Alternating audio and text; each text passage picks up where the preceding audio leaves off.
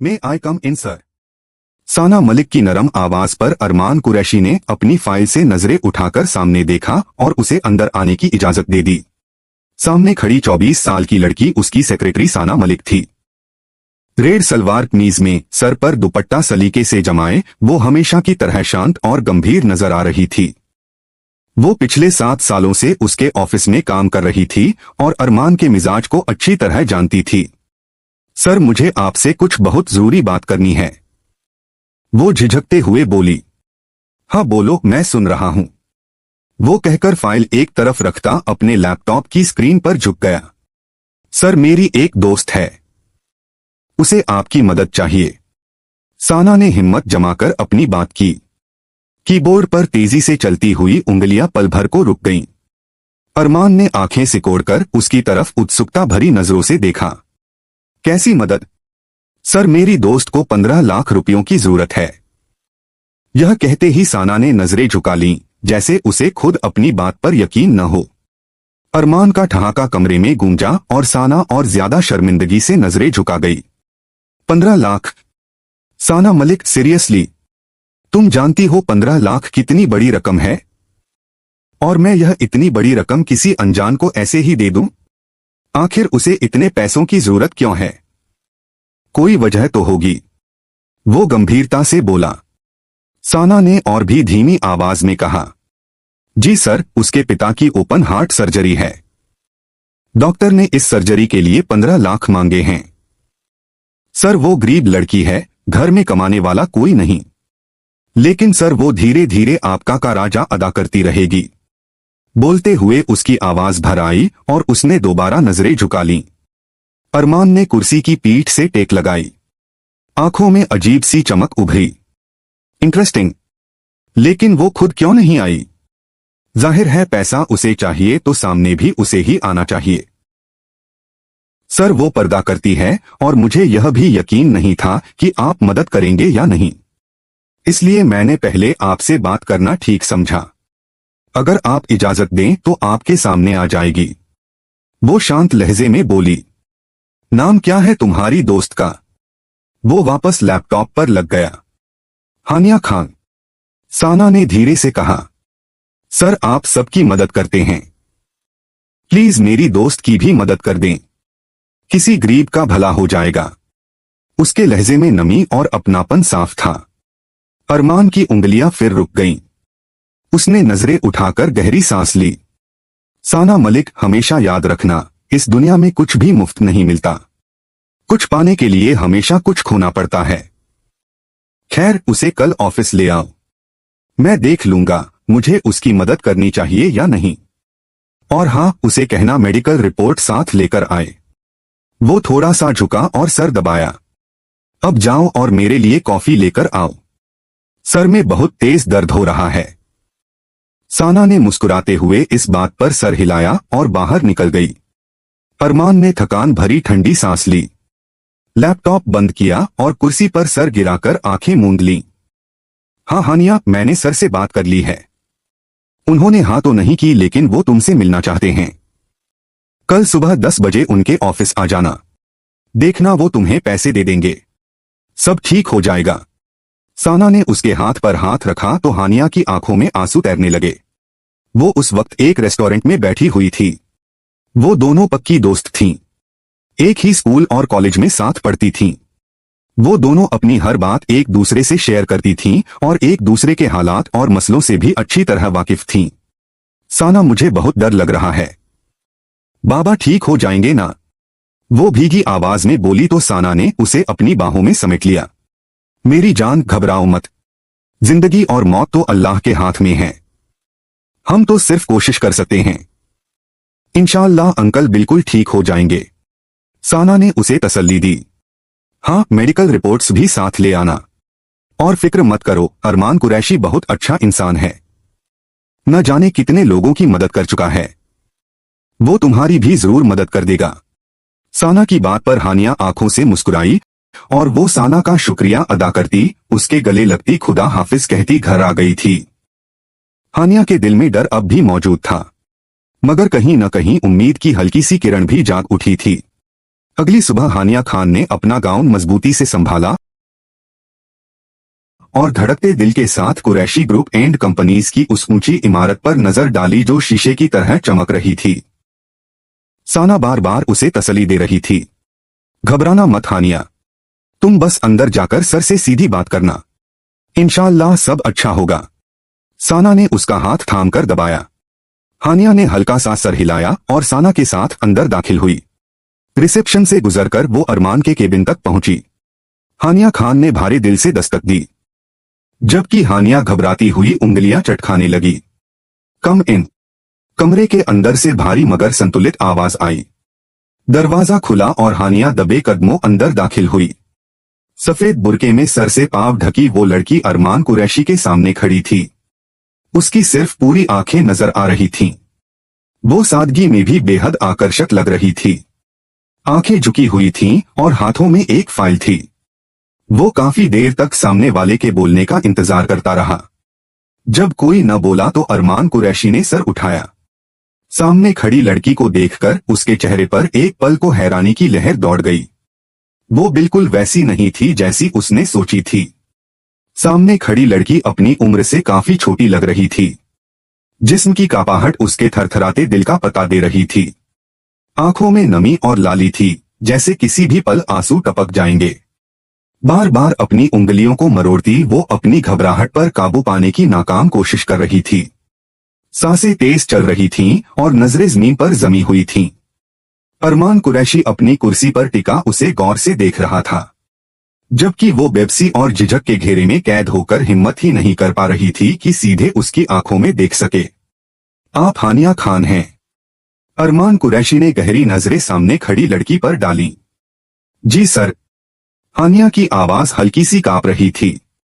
बैठ जाइए। अरमान ने सामने रखी कुर्सी की तरफ इशारा किया। हानिया ने नजरें झुकाए धीरे से कुर्सी पर बैठते हुए रिपोर्ट्स आगे कर दी। यह मेरे बाबा की रिपोर्ट्स हैं सर। डॉक्टरों ने कहा है कि फौरी सर्जरी जरूरी है।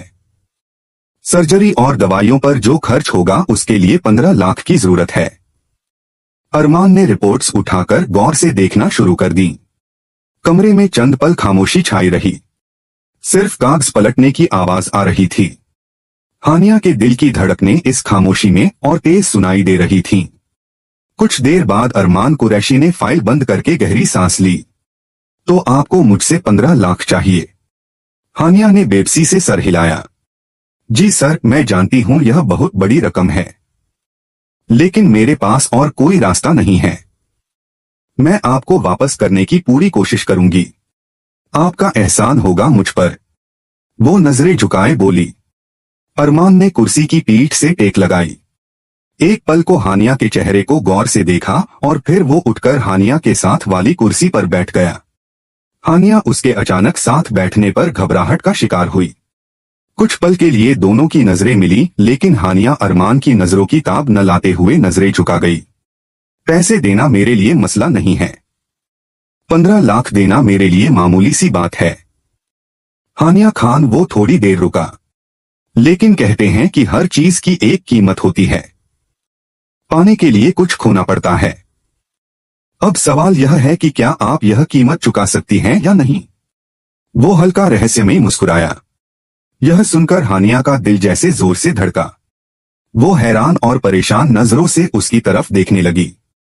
मैं आपकी बात का मतलब नहीं समझी सर। आप कहना क्या चाहते हैं मुझसे? मैं यह का राजा थोड़ा थोड़ा करके चुका दूंगी। मैं वादा करती हूं सर।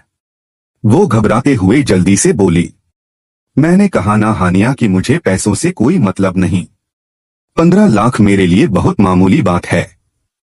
मैं 15 लाख आज ही आपके अकाउंट में ट्रांसफर कर दूंगा। अगर मेरी किसी और मदद की जरूरत हो तो मैं वो भी करने को तैयार हूं, लेकिन मेरी एक शर्त है। वो उठकर वापस अपनी कुर्सी पर बैठ गया। कैसी शर्त? वो उंगलियां चटकाती परेशानी से बोली। तुम्हें मुझसे कॉन्ट्रैक्ट मैरिज करनी होगी। अरमान कुरैशी की बात पर वो अपनी जगह जैसे पत्थर की मूरत बन गई थी।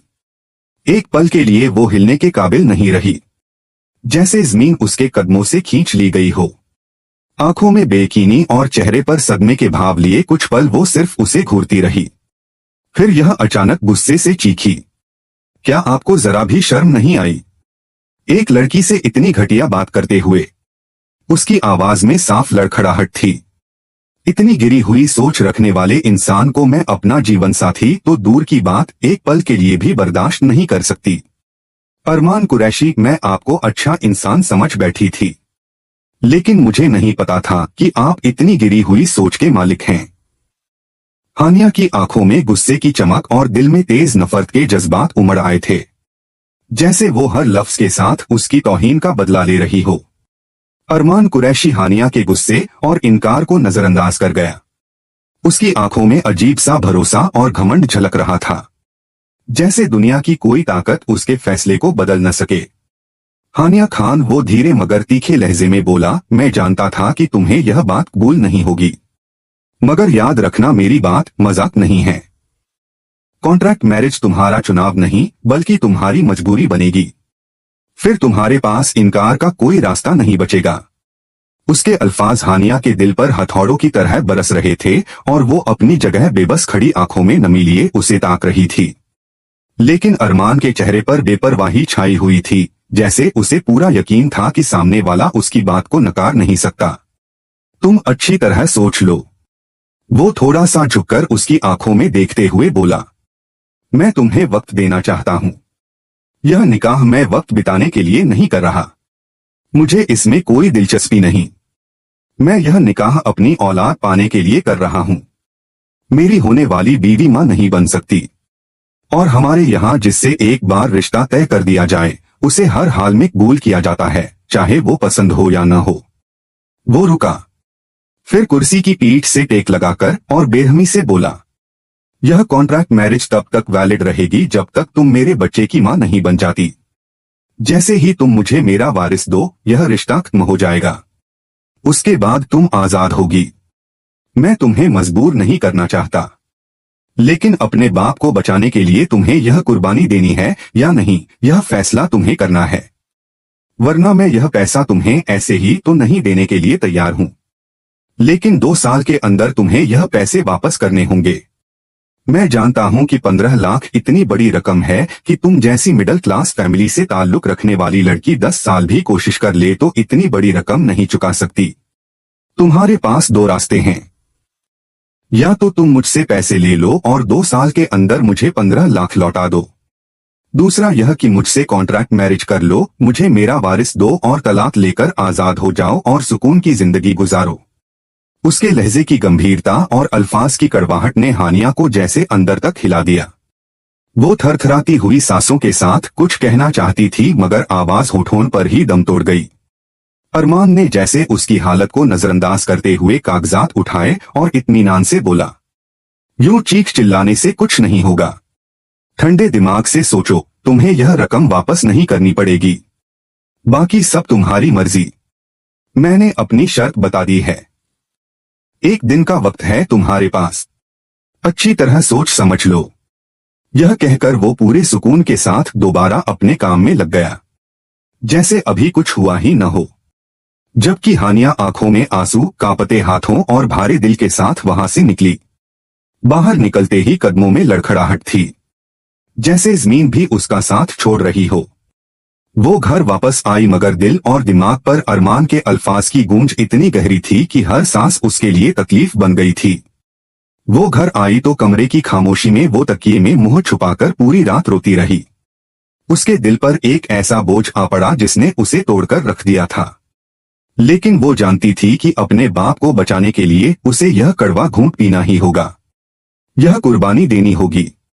वो सोचती रही, बस 2-3 साल खुद को तसल्ली देती रही कि यही सब्र का इम्तिहान है। बाप का अच्छा इलाज हो जाएगा, छोटे भाई बहनों का भविष्य संवर जाएगा। मगर इस तसल्ली के बावजूद दिल का जख्म उसे हर पल लहूलुहान करता रहा। बारिश की तेज बूंदें शहर की सड़कों को भिगो रही थीं। हानिया भीगा हुआ गाउन संभालती भारे कदमों से तेज तेज चल रही थी। उसके हाथ में मोबाइल था, जिसकी स्क्रीन पर अस्पताल की तरफ से एक मैसेज चमक रहा था, कल सुबह तक पैसे न मिले तो आपके पिता की सर्जरी नहीं हो सकेगी।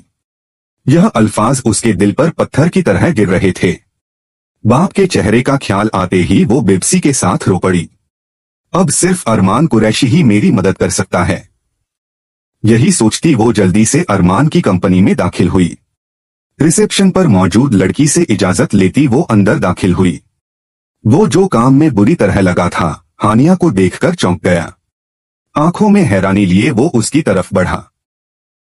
क्या हुआ हानिया, आप रो क्यों रही हैं?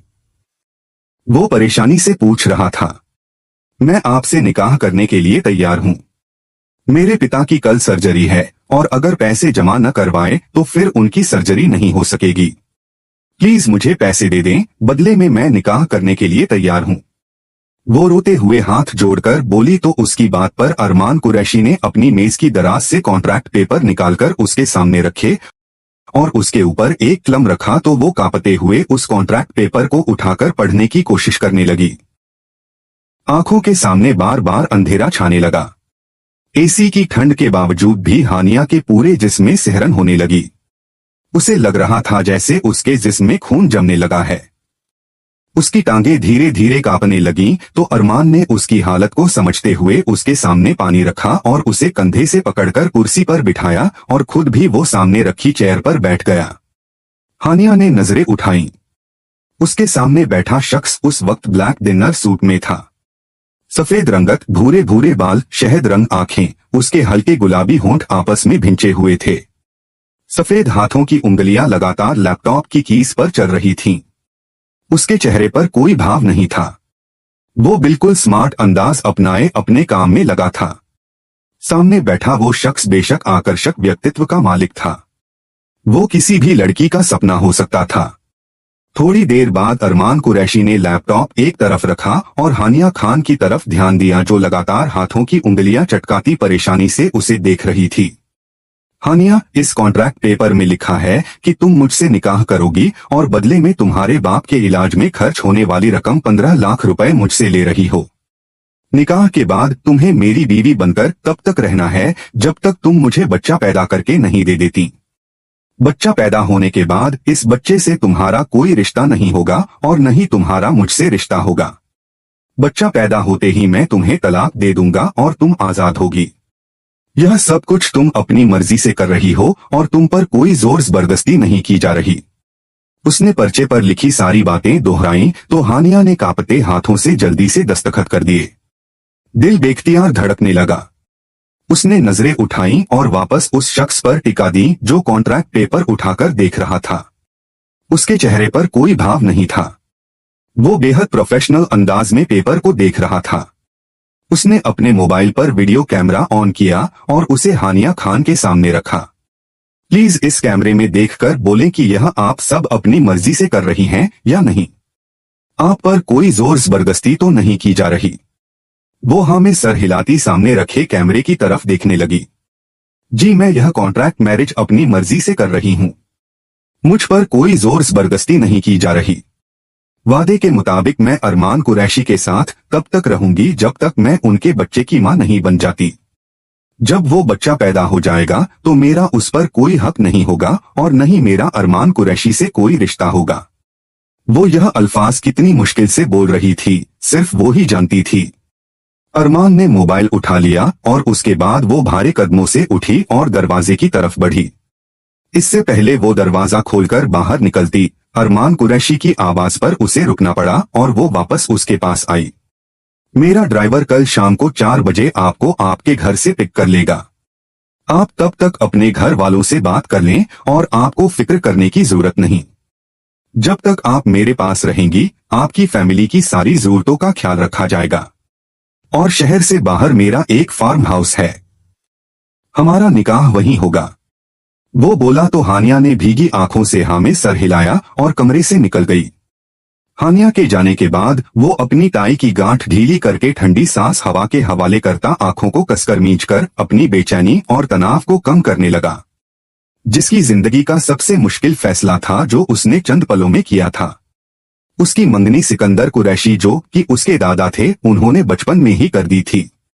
वो ईमान को पसंद नहीं करता था लेकिन खानदान वालों के दबाव में आकर वो निकाह करने पर राजी हो गया था और जब निकाह करने का वक्त आया तो ईमान का एक्सीडेंट हो गया।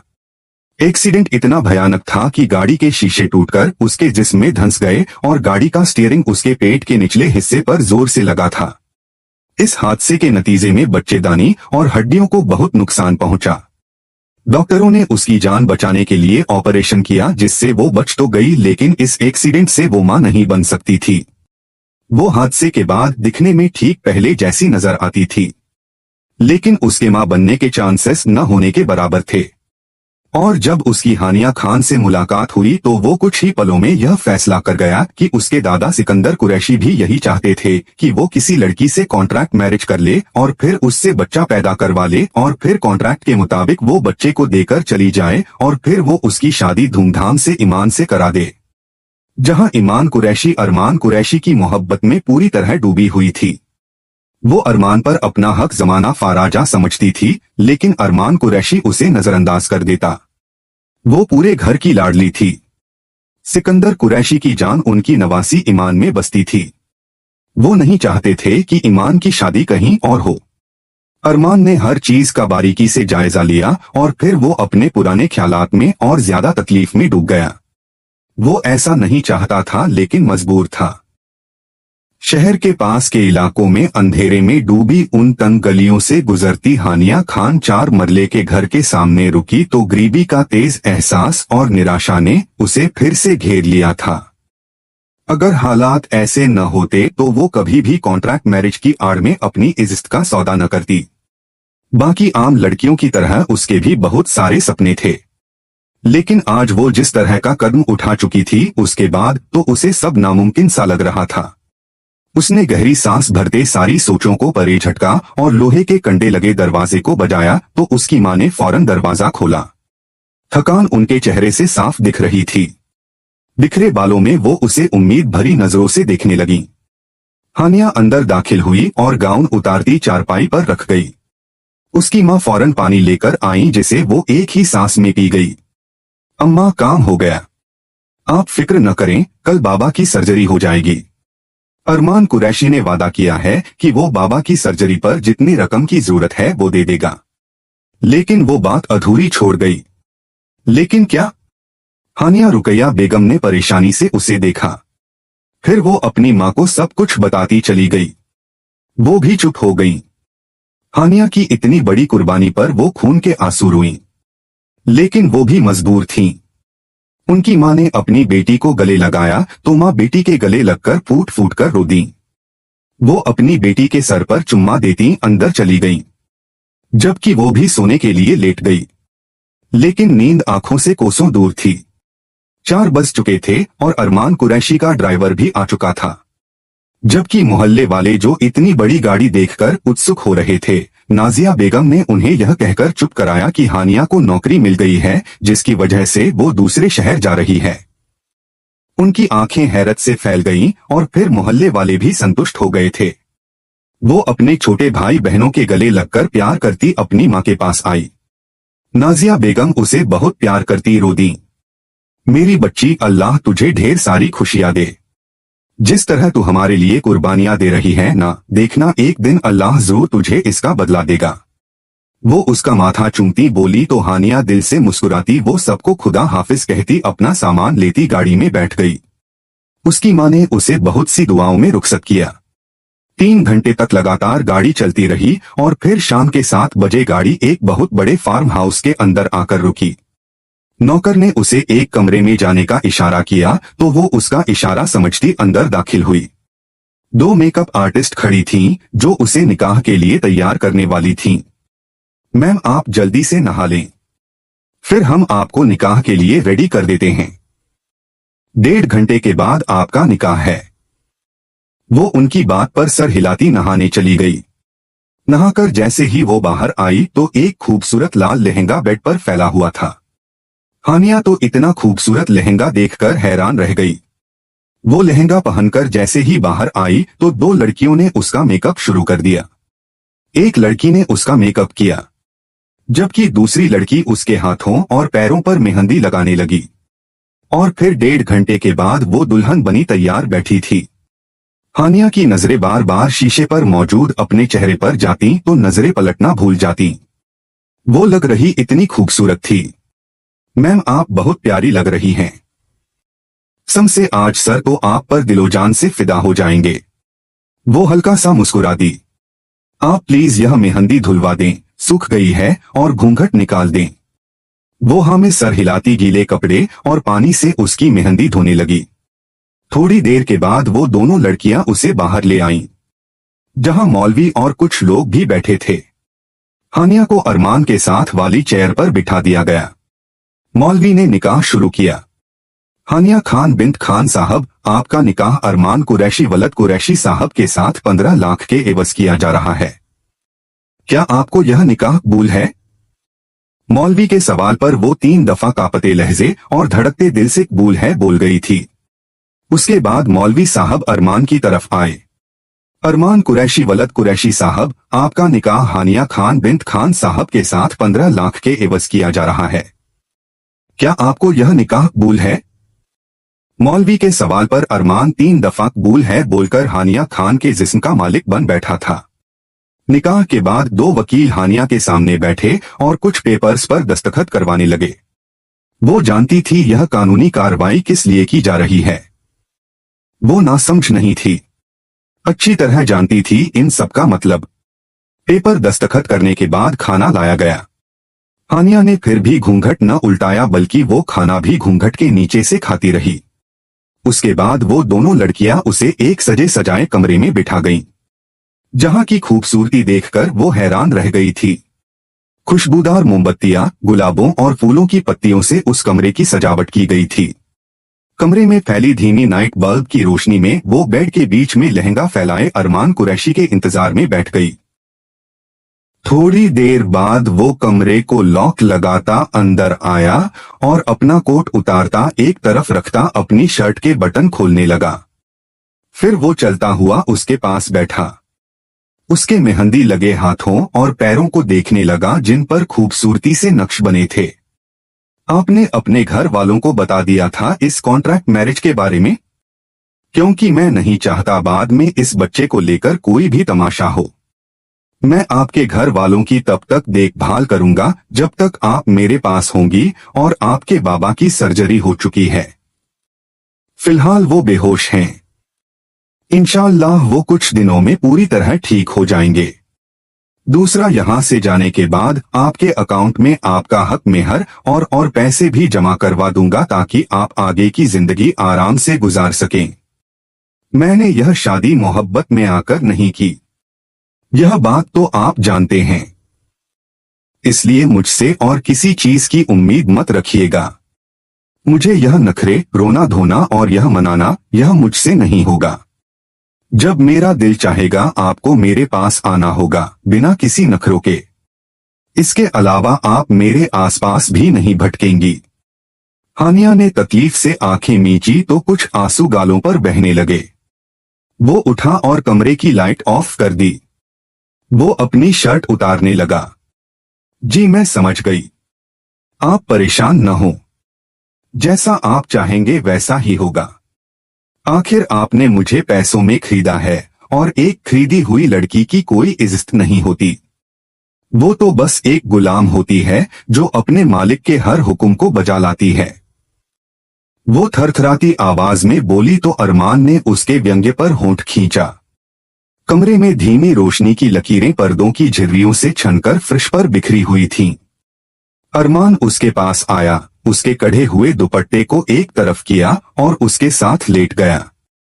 उसकी सांसें गर्म थीं, इतनी पास कि हानिया की नसों में खून तेज बहने लगा। अरमान ने उसका घूंघट तक नहीं हटाया, उसे देखना तक गवारा न किया। नहीं तारीफ भरे जुमले बोले, बस अपने मतलब पर आया। हानिया ने बेडशीट मुट्ठियों में दबोचा। उसकी कलाइयों में सजी चूड़ियों की छन छन से कमरा गूंजने लगा। अरमान ने नाराजगी से पहलू बदला। यह चूड़ियां और जेवर उतारो, मुझे शोर बिल्कुल पसंद नहीं। और आज के बाद जब मैं यहां आऊं तो यह चूड़ियां और भारी जेवर मत पहनना। अंधेरे कमरे में उसकी आवाज गूंजी। जी नहीं पहनूंगी। चूड़ियां और जेवर हटाती वो उसके साथ लेटी तो घबराहट का शिकार होने लगी। जिस्म कांपने लगा, लेकिन वो खुद को मजबूत दिखाने की कोशिश कर रही थी। लहंगा उतारो। वो बोला। जी, शर्ट के पीछे डोरियां हैं, अंधेरे में मुझसे नहीं खुलेंगी, मैं रोशनी में खोलकर आती हूँ। वो उठने लगी। नहीं, रहने दो, मैं खोल देता हूँ। वो वापस बैठ गई तो वो उसके पास बैठा और उसकी चोली की डोरियां खोलने लगा। जब काफी देर तक वो कोशिश करता रहा, न खुली तो वो एक ही झटके में पूरा जोर लगाकर उन्हें तोड़ता चला गया। चर की आवाज पर चोली भी फट गई थी। अपनी बेकदरी पर हानिया का दिल चाहा धाड़े मार मार कर रोए। फिर लहंगे के साथ भी अरमान ने यही किया। वो बेजान सी गुड़िया की तरह बैठी रही और वो उसे बेड पर पीछे धकेल गया। वो सीधी पीछे गिरी। अब वो उस पर झुकता गया, जगह जगह उसे चूम रहा था। उसकी गर्दन पर अपने दांत गाड़ गया। हानिया ने बेडशीट को मुट्ठियों में दबोच लिया। फिर उसने उसकी छाती पर मौजूद आखिरी कपड़े को भी उसके बदन से अलग कर दिया। वो नाजुक सा वजूद रखने वाली लड़की उसके मर्दाना वजूद के नीचे दबकर रह गई। उसके नाजुक पंखुड़ियों जैसे होठों पर झुक गया था और खुद को तृप्त करने लगा था। हानिया ने निचले होंठ को दांतों तले दबाकर अपनी चीखों का गला घोंटना चाहा था, क्योंकि सामने वाले को चीख चिल्लाने या रोना धोना करने वाली लड़कियां पसंद नहीं थीं। वो अरमान कुरैशी से यह तक न कह सकी कि उसे दर्द हो रहा है। अरमान उसके वजूद को बुरी तरह मसल रहा था। वो बर्दाश्त न कर सकी तो रोने लग गई थी। अरमान ने यह तक न सोचा कि वो पहली दफा इन मराहिल से गुजर रही है। नरमी अख्तियार करें, मजबूरन वो चीख उठी। पूरे कमरे में हानिया की चीखें और सिसकियां गूंजने लगीं। आंखों से आंसू बहने लगे, मगर अरमान को उसकी परवाह ही कब थी। वो अपनी सारी बेचैनियां उसके नाजुक वजूद पर उतार रहा था। हानिया खान का वजूद उसके लिए सुकून का जरिया बन रहा था। वो सुबह 5 बजे उठी तो कमरे में पूरा अंधेरा था। वो लाइट ऑन करती दीवार का सहारा लेती वॉशरूम तक आई और नहाने चली गई। थोड़ी देर के बाद अरमान भी उठ गया। जैसे ही कंबल हटाकर उठने लगा तो बेड पर लाल निशान देखकर वो होंठ खींच गया और फिर वो पैंट और शर्ट पहनता कोट उठाकर कमरे से ही निकल गया। वो नहाकर कमरे में आई तो खाली कमरा देखकर वो समझ गई कि वो वापस चला गया। वो भी नमाज पढ़कर कुरान पाक लेकर बैठ गई थी। कुरान पढ़ने के बाद वो पूरे कमरे की सफाई करके वापस लेट गई। दर्द और तकलीफ की शिद्दत से वो पूरी रात सही से सो भी नहीं सकी थी। वो थका हारा हवेली में दाखिल हुआ। कदम जैसे ही कमरे की तरफ बढ़े, सामने ईमान बैठी दिखाई दी। वो जानता था निकाह की खबर सुनने के बाद वो पूरी रात सोई नहीं होगी। हमेशा खुद को तैयार रखने वाली वो लड़की आज सादी सी टी शर्ट और ट्राउजर्स में बिखरे बालों और सूजी हुई आंखों के साथ बैठी थी। बचपन से वो सुनती आई थी कि अरमान कुरैशी सिर्फ उसका है, लेकिन आज वो किसी और का हो चुका था। अरमान ने नजरें चुराकर कमरे की तरफ जाने लगा, मगर ईमान की थरथराती आवाज पर उसके कदम आगे बढ़ने से मना हो गए। अरमान, बस अब तुम उसके पास नहीं जाओगे। एक दफा बहुत है, क्योंकि तुम पर सिर्फ मेरा हक है। वो गुस्से और बेबसी से चीखी। तुम समझने की कोशिश क्यों नहीं कर रही? मैं यह मजबूरी में कर रहा हूं। मैं अपने माँ बाप का इकलौता बेटा हूं ईमान। अगर मेरी अपनी औलाद ही नहीं होगी तो मेरी नस्ल आगे कैसे चलेगी? मैं तुमसे मोहब्बत नहीं करता, लेकिन फिर भी मैं यह सब कुछ तुम्हारे लिए ही तो कर रहा हूं ताकि हमारा आने वाला कल पूरा हो सके। ईमान की आंखों से आंसू टपकने लगे। वो भारे लहजे में बोली, जब वो लड़की माँ बन जाएगी तब तुम मुझसे बच्चा लेकर उसे तलाक दे दोगे और मुझसे शादी कर लोगे ना? वो उंगलियां चटकाने लगी। उसकी भीगी आंखों और थरथराती आवाज के बावजूद अरमान ने कोई जवाब न दिया। खामोशी से एक तरफ होता सीढ़ियां चढ़ने लगा। थोड़ी देर बाद वो कमरे को लॉक लगाता अंदर आया। वो शॉवर के नीचे खड़ा था। पानी की धाराएं उसके चेहरे और वजूद पर गिरती जा रही थीं। न चाहते हुए भी दिमाग बार बार हानिया खान के गिर्द घूमने लगा। जैसे ही उसने आंखें मूंदी, हानिया की चीखें और सिसकियां उसके कानों में गूंज उठी। वो पल एक बुरे सपने की तरह उसके दिलो दिमाग पर छाया हुआ था। पानी की बूंदें उसके चेहरे से बह रही थीं, मगर असली दर्द तो उसकी आंखों में था। वो जानता था कि उसे ऐसा नहीं करना चाहिए था। हानिया मासूम थी, बेबस थी। उसकी कुर्बत में इतना खो चुका था कि उसे होश ही न रहा, और वो जानता था कि वो उसके साथ नरमी अख्तियार करने की बजाय बेरहमी अख्तियार कर गया था। एक हफ्ता गुजर चुका था, लेकिन अरमान ने हानिया के पास आना गवारा नहीं किया। वो रोज नौकरों को फोन करके उसकी खैरियत पूछ लेता, मगर दिल की बेचैनी थी कि कम होने की बजाय बढ़ती ही जा रही थी। बार बार दिल चाहता कि सब कुछ छोड़कर उसके पास चला जाए, मगर जिद और सब्र के बोझ तले वो खुद को मशगूल रखने की कोशिश करता रहा। वो हवेली आ गया, मगर वहां भी दिल को सुकून न मिला। जज्बातों की तेजी उसे बेचैन कर रही थी। बिस्तर पर लेटते हुए भी हानिया का ख्याल एक पल के लिए न छूटा। वो मजबूर होकर कमरे से बाहर निकला तो ईमान ने उसे इतनी रात को हवेली से निकलते हुए देख लिया। उसका दिल एक बार फिर खून के आंसू रोया। उसके दिल में हानिया के लिए और ज्यादा नफरत और ईर्ष्या भर गई। रात के 2 बजे अरमान फार्म हाउस के दरवाजे पर पहुंचा। वो धीरे से अंदर दाखिल हुआ तो कमरे में बहुत अंधेरा था, मगर खामोशी में भी किसी की भारी सांसों की आवाज गूंज रही थी। दरवाजा बंद होने की आवाज पर हानिया चौंक गई और सहमकर उठ बैठी। अरमान, आप हैं? उसने धीमी आवाज में पूछा। अरमान उसके सही अंदाजे पर हैरान रह गया। तुम्हें कैसे पता चला? कमरे में तो अंधेरा है। वो धीरे धीरे बेड के पास आया और शर्ट उतारकर एक तरफ रख दी। जी, आपके बॉडी परफ्यूम से पहचान गई हूं, वो धीरे से बोली। फिर झिझकते हुए कहा, मैं कमीज उतार चुकी हूं, आप आ जाइए बेड पर, मैं तैयार हूं। उसके लहजे की कापाहट अरमान से छुपी न रह सकी। वो रुक सा गया और नरम लहजे में बोला, नहीं, तुम मेरी कमर दबा दो। हवेली से आते आते थक गया हूं। बदन रिलैक्स होगा तो ही तुम्हारे पास आ सकूंगा। एक हफ्ते से जो बेचैनी उसके वजूद में घर कर गई थी, अब उस बेचैनी का नाम निशान तक नहीं था। जी, मैं दबा देती हूं, वो धीरे से बोली और झिझकते हुए ऊपर बैठकर उसकी कमर दबाने लगी। काफी देर तक वो यूं ही उसकी कमर दबाती रही। अरमान ने पलटकर सीधा होना चाहा तो हानिया लड़खड़ाकर सीधे उसके ऊपर गिरी। वो पल दोनों के लिए अजीब सा था। सांसों की तेज धड़कनें एक दूसरे के वजूद में घुलने लगीं।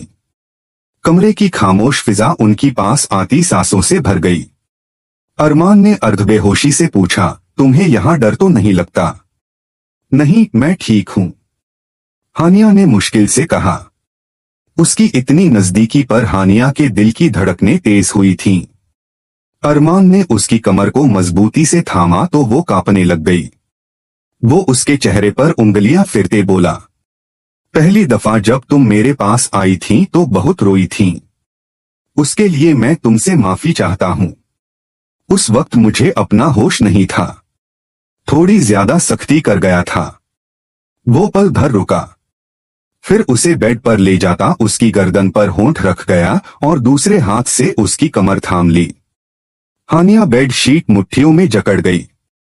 वो अपनी कमीज तो पहले ही उतार चुकी थी। लेकिन आज मैं कोशिश करूंगा कि तुम्हें ज्यादा तकलीफ न हो। यह कहते हुए अरमान के हाथों की ग्रिप गहरी होती गई। गर्म सांसें हानिया की गर्दन को छूने लगीं। उसके होंठ उसकी रंगत में घुल से गए। वो धीरे धीरे उस पर झुकता गया, हानिया के वजूद को अपनी गिरफ्त में ले लिया। उसकी हर गहरी सांस हानिया की सांसों में मिल रही थी। अरमान, धीरे करें प्लीज, मुझे दर्द हो रहा है, वो उखड़ती सांसों के बीच में बोली थी। लेकिन वो तो इतना मदहोश था कि उसे हानिया की कांपती आवाज और उखड़ती सांस तक सुनाई नहीं दे रही थी। काफी देर बाद वो तौलिए से पसीना पोंछता उससे दूर हुआ और बिस्तर पर सुकून से आंखें बंद करता सोने की कोशिश करने लगा। लेकिन हानिया की हालत ठीक नहीं थी। वो अब भी धीरे धीरे कांप रही थी। पूरे वजूद में दर्द घर कर चुका था। वो सोने की कोशिश करने लगी लेकिन सो न सकी। फिर अचानक अरमान ने उसे अपनी तरफ खींचकर बाहों में भर लिया। वो भी सुकून महसूस करती उसके सीने में मुंह छुपा गई। क्या हुआ? क्यों रो रही हो? दर्द ज्यादा हो रहा है। वो एक ही सांस में इतने सारे सवाल कर गया। जी थोड़ा सा दर्द हो रहा है। वो उसकी नाक की नोक चूमता पीछे हुआ और उसके स्पर्श पर हानिया अरमान के सीने में ही छुपने लगी थी। इस हरकत पर अरमान के होंठ मुस्कुराहट में ढले और फिर वो सुकून से आंखें मूंद गया। सुबह की नरम किरणें खिड़की से छन छन कर अंदर आ रही थीं। अरमान जैसे ही जागा तो आंखें मसलने लगा। आज वो बहुत ज्यादा सो गया था। अक्सर वो 8 बजे उठ जाता था। आज दोपहर के 12 बज रहे थे। नजरें साथ सोए वजूद पर पड़ी तो दिल तेजी से धड़कने लगा। इस पल वो हैरान रह गया। कोई इतना खूबसूरत भी हो सकता है। न जाने कितने पल वो हिल न सका। लंबे घने और काले रेशम जैसे मुलायम बाल उसकी कमर से नीचे तक बिखरे हुए थे, जिनमें रोशनी पड़कर चमक और ज्यादा बढ़ा रही थी। वो शांत नींद में उसके बाजू पर सर रखे सो रही थी। अरमान के हिलने पर वो जरा सा करवट ली तो उसने नरमी से उसका सर तकिए पर रखा और खुद तक तकी बांधे उसके पूरे वजूद को देखने लगा। गुलाबी से नाजुक होंठ, दूध जैसी रंगत, छोटी सी नाक जहां एक छोटी सी सफेद लौंग चमक रही थी और नाजुक सा वजूद जो उस वक्त अरमान की शर्ट में छुपा हुआ था। माथे पर हल्के हल्के पसीने के कतरे उसे और भी आकर्षक बना रहे थे। वो पूरी तरह उसके रंग में रंगी हुई लग रही थी। अरमान को ऐसा लगा जैसे यह लड़की उसकी जिंदगी का सबसे खूबसूरत तोहफा है और अब वो जिंदगी भर उससे दूर नहीं जा सकेगा। मोहब्बत ने पहली ही नजर में उसके दिल पर दस्तक दे दी। वो बहुत प्यार से उसके होंठों पर झुका और हल्के से उसके होंठों पर होंठ रख गया। उसके होंठ मुस्कुराहट में ढल गए। वो बेड से उठ गया। फ्रेश होने के लिए वॉशरूम चला गया। खटके की आवाज पर हानिया ने हल्की सी आंखें खोली तो सामने अरमान पैंट पहने शर्टलेस खड़ा बालों में कंघी कर रहा था। वो अरमान को देखकर घबराहट का शिकार होने लगी। वो जल्दी से उठी तो दर्द की तेज लहर से चक्कर आकर रह गई। वो खुद को संभालती जल्दी से दोबारा कंबल में खुद को छुपाने लगी जो सिर्फ अरमान की शर्ट पहने हुई थी। अरमान जो शीशे में उसकी सारी हरकतें देख रहा था, खामोशी से उसकी तरफ आया तो वो जल्दी से चेहरा छुपाने लगी। मेरी शर्ट दो, वो बोला और अपनी हंसी को कंट्रोल करने लगा। मेरे पास नहीं है आपकी शर्ट, वो कहते ही जल्दी से कंबल में घुसने लगी। यह जो तुमने पहनी हुई है यह क्या है? बताओ, चलो जल्दी दो। मैं अपने साथ कोई कपड़े नहीं लाया, मुझे बाहर जाना है। मैं ऐसे तो नहीं जा सकता। वो पैंट की जेबों में हाथ डाले बड़े मजे से बोला। तो रुआसी हुई, मैंने नीचे कुछ भी नहीं पहना हुआ। आप प्लीज मुझे मेरे कपड़े दे दें और थोड़ी देर के लिए प्लीज बाहर चले जाएं। मैं भी उतार कर दे देती हूं। उसकी हालत से महसूस हो रहा था। यह क्या बात हुई? बीवी हो मेरी, मैं 2 दफा तुम्हारे पास आ चुका हूं। अभी तक तो तुम्हारी सारी शर्म उतर जानी चाहिए थी। तुम अब भी शर्मा रही हो। वो लगातार नजरें उस पर जमाए हुआ था और शर्म से कंबल से निकलने का नाम नहीं ले रही थी। वो तो लाइट बंद होती है ना, तो इसलिए इतनी घबराहट नहीं होती। प्लीज अरमान मेरे साथ ऐसा न करें। वो अब बाकायदा हाथों में चेहरा गिराए रो रही थी। हानिया यार क्या हो गया है? मैं मजाक कर रहा था तुम्हारे साथ, प्लीज रोना बंद करो। उसे बाहों में भरता प्यार से बोला। अच्छा मेरी तरफ देखो, मैंने कहा मेरी तरफ देखो मेरी जान। वो इतने प्यार से बोला कि हानिया का दिल बेख्तियार धड़कने लगा। वो उसके चेहरे की तरफ देखने लगी तो वो जैसे उसकी आंखों में खोसी गई। अरमान ने बड़े प्यार से उसके गाल पर होंठ रखे तो वो जी जान से कांप उठी। अब जल्दी से तैयार होकर नीचे आओ, मैं इंतजार कर रहा हूं। वो चला गया था, लेकिन वो अभी तक उसके ख्यालों से, उसके स्पर्श से बाहर नहीं निकली थी। वो जल्दी से वॉशरूम भागी।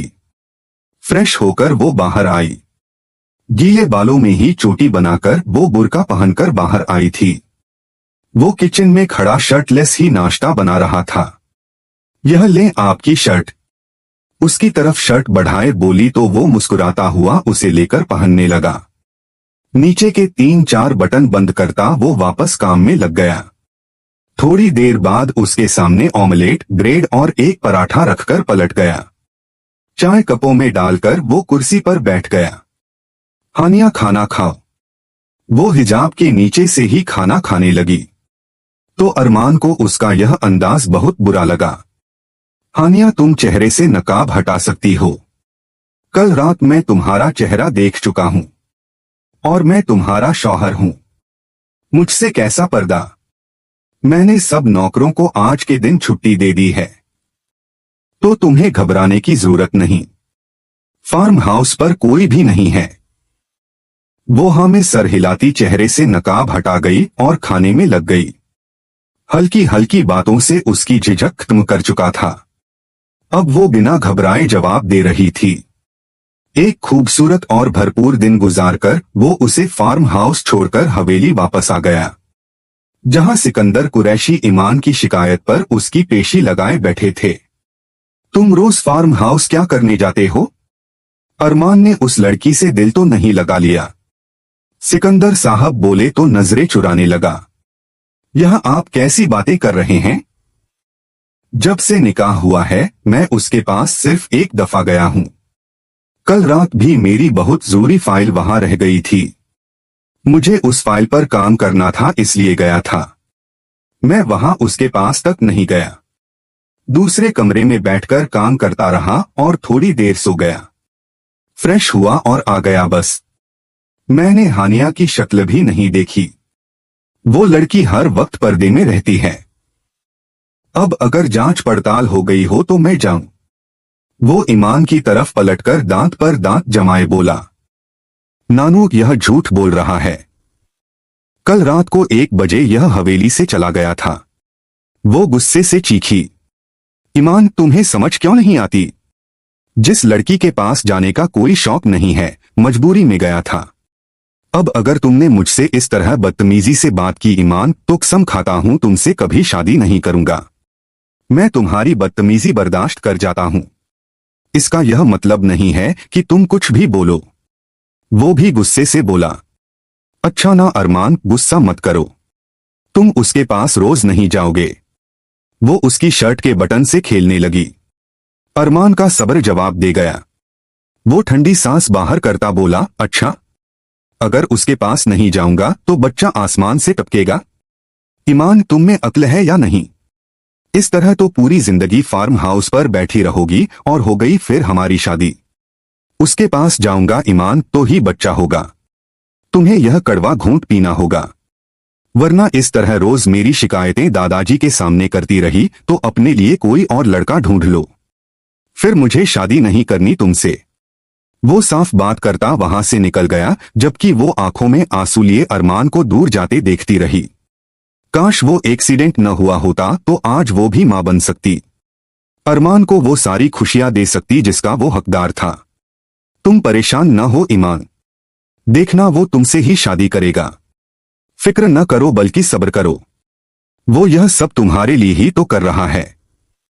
सिकंदर कुरैशी ने उसे समझाया तो वो हाँ में सर हिलाती चुप हो गई। अब वो हवेली बहुत कम आता था, फार्म हाउस पर ही रहता था। हानिया जो उसके सामने आने से कतराती थी, धीरे धीरे वो झिझक खत्म हो गई थी। वो ऑफिस से सीधा फार्म हाउस आता। कभी वो डिनर करने बाहर चले जाते तो कभी वो शॉपिंग पर चले जाते। उसका ख्याल रखने की पूरी कोशिश करता। उनकी शादी को 2 महीने हो गए। वो गर्भवती थी। अरमान उसे खुश रखने की कोशिश करने लगा। वो कोशिश करता कि हानिया को किसी तरह की तकलीफ न हो। उसके खाने पीने का ख्याल रखता, वक्त पर दवाइयां देता। वो चाहता था कि कुछ महीने हानिया के साथ वो अपनी पूरी जिंदगी जी ले। उसके बाद उनकी शादी खत्म हो जाती। जबकि हानिया उसी चीज को घंटों बैठकर सोचती थी। यहां से जाने के बाद न जाने उसकी जिंदगी कैसी हो जाएगी। पैसों के बदले वो खुद को कॉन्ट्रैक्ट मैरिज के नाम पर बेच चुकी थी। उन कुछ महीनों के बाद वो अपवित्र हो जाएगी। नहीं उसके पास कुछ ऐसा बचेगा कि वो अपने दूसरे शौहर को कुछ दे सकेगी।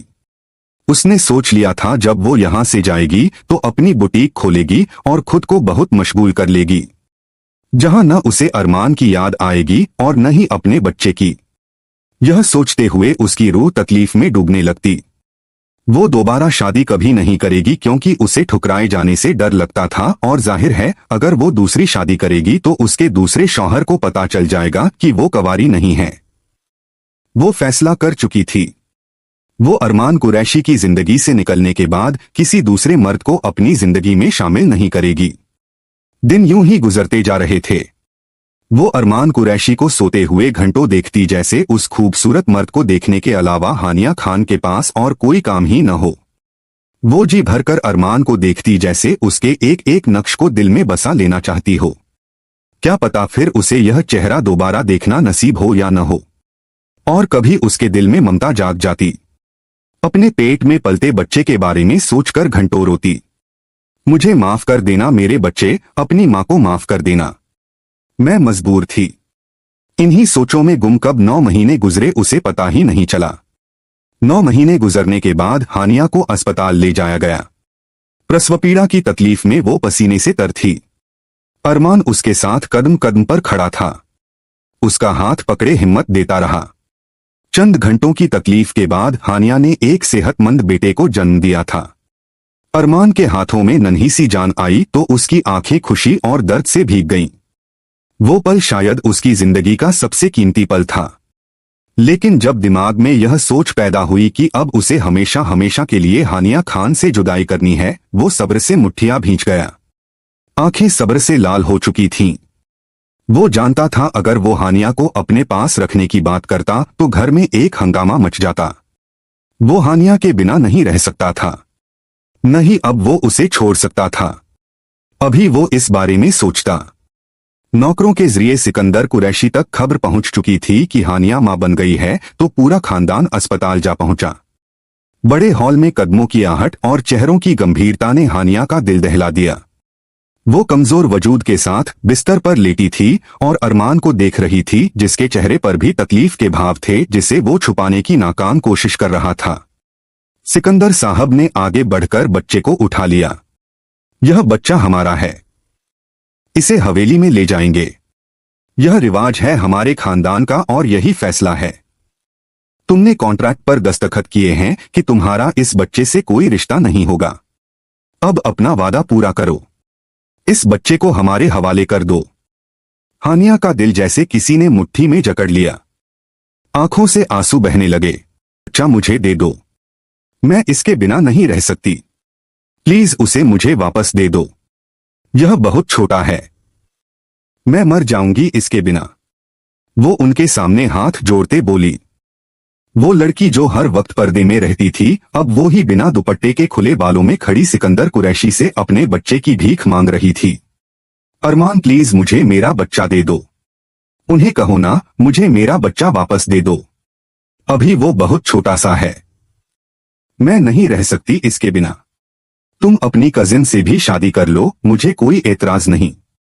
बस अपनी हवेली में मुझे अपने बच्चे की आया रख लो। मैं हवेली के सारे काम कर दूंगी, लेकिन प्लीज मुझे मेरे बच्चे से जुदा मत करो। अरमान वो अपनी तकलीफ को नजरअंदाज करती उसके कदमों में गिर गई और अरमान वहीं पत्थर बना खड़ा रहा। मगर किसी ने उसकी फरियाद न सुनी। औरतें और मर्द सब बच्चे को गोद में लिए एक दूसरे को मुबारकबादें देने लगे। फिर रस्म और रिवाज के नाम पर वो नन्ही सी जान को हानिया के पहलू से जुदा करके हवेली ले गए। वो दृश्य हानिया की रूह को चीर गया। वो कमजोर आवाज में बार बार दोहराती रही, मेरा बच्चा मुझे वापस दे दो, मेरा बच्चा। लेकिन जवाब में सिर्फ दरवाजे के बंद होने की आवाज आई। उस दिन हानिया ने महसूस किया कि वो सिर्फ एक समझौता थी। मां होने के बावजूद अपने ही वजूद का हिस्सा वो खो चुकी थी। उसे अपने ही बच्चे पर कोई हक हासिल नहीं था। उसके दिल की चीखें अस्पताल की दीवारों में कैद हो गईं। मगर कोई उसका दुख सुनने वाला नहीं था। अरमान उसे फार्म हाउस पर लाया था ताकि वो खुद को संभाल सके। हानिया, थोड़ा सा सब्र रखो, सब ठीक हो जाएगा। मैं पूरी कोशिश करूंगा, घर वालों से बात करूंगा। तुम फिक्र न करो, मैं वापस हवेली जा रहा हूं, तुम रेस्ट करो। लेकिन हानिया चुपचाप बैठी रही। वो ठंडी सांस बाहर करता गाड़ी में बैठा था। वो थोड़ी देर के लिए हवेली जाना चाहता था ताकि वो किसी तरह अपने घर वालों को मनाकर बच्चे को वापस ले आए, और वो हानिया को इस हालत में नहीं देख सकता था। यही सोचकर वो हवेली वापस आया था। बाबा प्लीज आप लोग समझने की कोशिश करें, मेरा बच्चा अभी छोटा है, उसे अपनी माँ की जरूरत है। आप कहेंगे तो मैं हानिया से मिलने नहीं जाऊंगा, ईमान से भी शादी कर लूंगा, प्लीज। अभी वो उनसे बात कर ही रहा था कि उसे फार्म हाउस से फोन आया। उसे पता चला कि हानिया खान फार्म हाउस से चली गई। यह सुनकर उसके कदमों तले से जमीन निकल गई। वो वापस फार्म हाउस आया था। खाली कमरा देखकर अरमान का दिल जैसे धड़कना ही भूल गया। वो हानिया के घर आया, लेकिन घर को ताला लगा देख वो सच में परेशान हुआ। आसपास के लोगों से पता चला कि वो 1 महीने पहले ही घर छोड़कर जा चुके हैं। वो 1 महीने पहले ही हानिया के अकाउंट में हक मेहर और रकम भी डलवा चुका था। उसे अंदाजा नहीं था कि इतनी जल्दी वो यह घर छोड़ देंगी। लेकिन वो नहीं जानता था कि जिस दिन अरमान ने अकाउंट में रकम भेजी थी, उसे अगले ही दिन वो उस घर को बेचकर कहीं और शिफ्ट हो चुके थे। वो साना मलिक के घर भी गया, लेकिन हैरानी की बात यह थी कि वो उसकी कॉन्ट्रैक्ट मैरिज के बारे में कुछ नहीं जानती थी। दूसरा, वो भी नहीं जानती थी कि वो लोग कहाँ गए थे। इन सब के बाद वो टूट चुका था। खुद को कसूरवार ठहराता कि वो न सिर्फ एक लड़की की जिंदगी बर्बाद कर चुका, बल्कि एक बच्चे को उसकी माँ से भी जुदा कर चुका। वो अब किसी लड़की को भी अपनी जिंदगी में शामिल नहीं करना चाहता था। वो ईमान से भी शादी करने से मना कर चुका था। शुरू में उसके दादा ईमान और रहीम कुरैशी काफी गुस्से में रहे। वो कैसे ईमान से शादी करता जब वो उससे मोहब्बत ही नहीं करता था, और शादी करके वो ईमान की जिंदगी बर्बाद नहीं करना चाहता था। फिर बाद में सिकंदर कुरैशी ने ईमान की शादी उसके कजिन से कर दी, तो वो उसे बहुत चाहता था। वो ईमान की उस कमजोरी को भी कबूल कर चुका था कि वो कभी मां नहीं बन सकती। रहीम को इस चीज से कोई फर्क नहीं पड़ता था, क्योंकि वो उससे मोहब्बत करता था। और चमत्कार यह हुआ कि शादी के सिर्फ 1 महीने बाद ही उसे खबर मिली कि वो मां बनने वाली है, और फिर 9 महीने बाद उसके यहाँ एक प्यारी सी बेटी पैदा हुई। वो अपनी जिंदगी से बहुत खुश थी। वो अपने रब का शुक्र अदा करती कि खुदा ने उसे औलाद जैसी नेमत से नवाजा था, जबकि अरमान अपने बच्चे को खुद ही संभाल रहा था। दिन के वक्त वो ईमान के पास होता और शाम को वो ऑफिस से फ्रेश होकर अपने बच्चे को ईमान से ले लेता था। ईमान दोनों बच्चों को संभाल लेती। जब से हानिया अरमान की जिंदगी से गई थी, वो तो हंसना ही भूल गया। आज वो दोनों अपने अपने बच्चों की शॉपिंग के लिए एक मॉल में गए हुए थे, जहां बच्चों के कपड़ों की बहुत अच्छी वैरायटी मिलती थी। ईमान, यह देखो, यह कैसा है? वो ईमान से पूछ रहा था। नहीं, कलर अजीब सा है, मुझे बिल्कुल पसंद नहीं आया। यह देखो, यह कैसा है? अरमान ने हाँ में सर हिलाया। वो ढेर सारी शॉपिंग करके घर की तरफ रवाना हुए कि रास्ते में गाड़ी खराब हो गई। अरमान, क्या हुआ? रहीम, गाड़ी गर्म हो गई है, पानी डालना पड़ेगा, तुम यहां बैठो, मैं यह सामने वाले घर से पानी लेकर आता हूं। वो सर हिलाती बच्चों की तरफ ध्यान दे गई। अरमान ने ठंडी सांस बाहर की और सामने वाले घर का दरवाजा बजाया था। कौन है? अंदर से एक औरत की आवाज आई। जी आंटी, मुझे थोड़ा सा पानी मिल जाएगा, मेरी गाड़ी गर्म हो गई है। वो कहकर चुप हो गया। अच्छा बेटा, 2 मिनट, मैं देती हूं। जैसे ही दरवाजा खुला वो हैरान रह गया था। नाजिया बेगम के हाथ से पानी का जग जमीन पर गिरा। रहीम भी दोनों बच्चों को लेकर गाड़ी से बाहर निकल आई। हानिया कहाँ है आंटी? मुझे उससे बात करनी है, वो गंभीरता से बोला। जब कोई जवाब न आया तो वो गुस्से से दरवाजा खोलता अंदर दाखिल हो गया। नाजिया बेगम उसे रोकती रहीं, लेकिन वो रास्ते में आई हर चीज को ठोकर मारता चला गया। अम्मा इतना शोर क्यों है? कौन आया है? सामने से आते अरमान को देख वो हैरान रह गई। इतनी मुश्किल से तो वो जिंदगी की तरफ लौटी थी, अब फिर अरमान उसकी जिंदगी में वापस आ गया था। वो गंभीरता से उसके चेहरे पर नजरें गाड़े खड़ा था। अरमान प्लीज गुस्सा न करो, 2 साल बाद मिली है, वो तुम्हें सुकून से बैठकर बात करो। ईमान ने उसे समझाना चाहा। कैसे आराम से बैठकर बात करूं ईमान? यह लड़की मुझे अपनी मोहब्बत में कैद करके बिना बताए फार्म हाउस से चली गई और तुम कह रही हो कि आराम से बात करूं। 2 साल ईमान, 2 साल? कहां नहीं ढूंढा मैंने उसे। मैं ही पागल था ईमान जो इस लड़की से प्यार कर बैठा। वो होंठ भींच गया और सामने खड़ी लड़की जैसे कांप उठी थी। वो यही समझी थी कि अरमान उससे हमदर्दी की वजह से यह बातें कर रहा है। वो उस वक्त इतनी परेशान थी कि उसे कुछ समझ नहीं आ रहा था। और तुम्हें क्या मुझ पर यकीन नहीं था? जब मैंने तुम्हें कहा था कि सब्र करो, मैं सब ठीक कर दूंगा, तुमने मेरा यकीन क्यों नहीं किया? बताओ मुझे। वो गुस्से से चीखा। मैं डर गई थी अरमान। मेरा बच्चा कहाँ है? खुदा के वास्ते मुझे बता दो, मेरा बच्चा कहाँ है? अपने बच्चे के लिए मैं पल पल तड़पी हूं। अरमान मुझे माफ कर दो। उस वक्त और हालात ही ऐसे थे कि मुझे लगा कि तुम अपने घर वालों का ही साथ दोगे, तुम मुझे तलाक दे दोगे, इसलिए बिना सोचे समझे तुम्हें छोड़कर आ गई। मुझे माफ कर दो। वो उसके कदमों में बैठ गई। अरमान ने उसे उठाकर सीने से लगाया था। मम्मा, बाबा। रूहान की आवाज पर वो उससे दूर हुई थी। मेरा बच्चा, मेरा प्यारा बच्चा। वो प्यार से उसे चूम रही थी। मैंने तुम्हें कभी तलाक देने का सोचा भी नहीं था। मैंने तो ईमान से भी शादी नहीं की। पूछ लो उससे। मुझे और तकलीफ मत दो हानिया।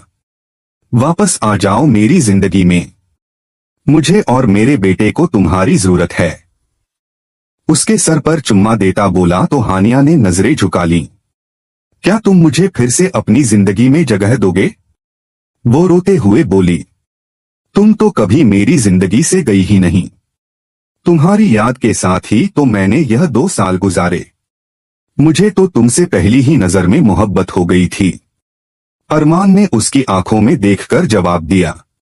वो रोते हुए अरमान के सीने से लगी थी और अरमान ने हाथ बढ़ाकर ईमान से अपने बेटे को ले लिया था। यह कितना प्यारा है अरमान। हानिया अपने बेटे को मोहब्बत से चूमती बोली। हाँ, अपने बाप पर गया है, प्यारा तो होगा ही। अरमान की बात पर ईमान और नाजिया बेगम ने ठहाका लगाया था, जिसमें हानिया और अरमान की हंसी भी शामिल थी। नाजिया बेगम ने भीगी आंखों से हाथ उठाकर अपनी बेटी को यूं ही खुश रहने की दुआ दी थी। उसके बाद नाजिया बेगम ने अपनी बेटी को खुशी खुशी अरमान के साथ रुखसत कर दिया। अरमान पूरे हक से हानिया को अपनी हवेली ले आया और सबके सामने कहा, 2 साल बाद मुझे मेरी जिंदगी हानिया वापस मिली है और अब जाकर मेरी फैमिली पूरी हुई है। आज मेरी जिंदगी का बेस्ट डे है। यह कहते हुए वह हानिया के कदमों में गिर गया और भीगी आंखों से कहने लगा, बहुत बहुत शुक्रिया मेरी अधूरी जिंदगी को पूरा करने के लिए और मेरी गलतियों के बावजूद मुझे कबूल करने के लिए। और फिर वह दोनों एक दूसरे के गले लग गए।